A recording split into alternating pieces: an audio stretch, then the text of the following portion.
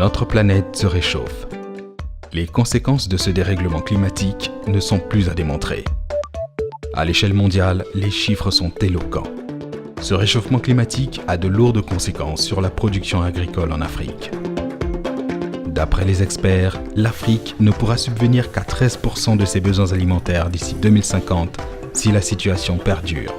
Afin de trouver une solution à ces conséquences néfastes, les gouvernements se sont entendus pour limiter la hausse de la température du globe à 1,5 degré Celsius d'ici 2030. Pour participer à cette lutte, certains prennent des initiatives avec les moyens disponibles.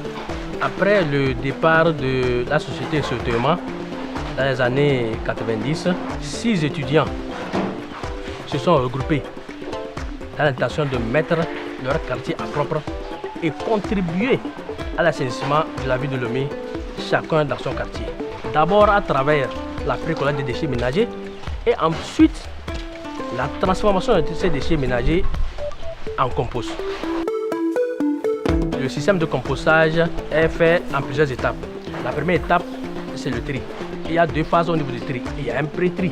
Les déchets grossiers sont enlevés et ensuite les autres déchets vont sur la table de tri. Sur la table de tri se fait un tri négatif, c'est-à-dire on sort tout ce qui ne rentre pas dans le compostage et tout le reste qui sont la matière fermentative, la matière qui est pourrissable, est mise en tas.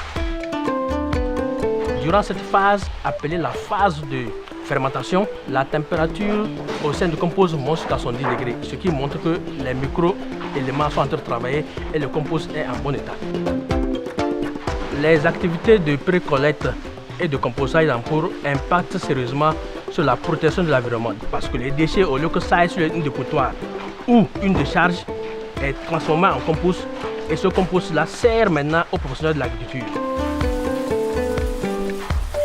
Ceux qui travaillent avec nous ont compris que le déchet, ce qu'on appelle déchet, est capable d'être transformé en bonne chose.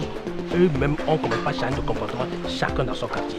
C'est pourquoi nous conseillons, nous appelons à ce que tout le monde s'applique à la protection de l'environnement, d'abord au niveau du foyer, ensuite le quartier et à l'échelle de la ville. Parce que l'éducation environnementale, c'est pour tout le monde, c'est pour chaque foyer, c'est pour chaque parent, c'est pour chaque enfant.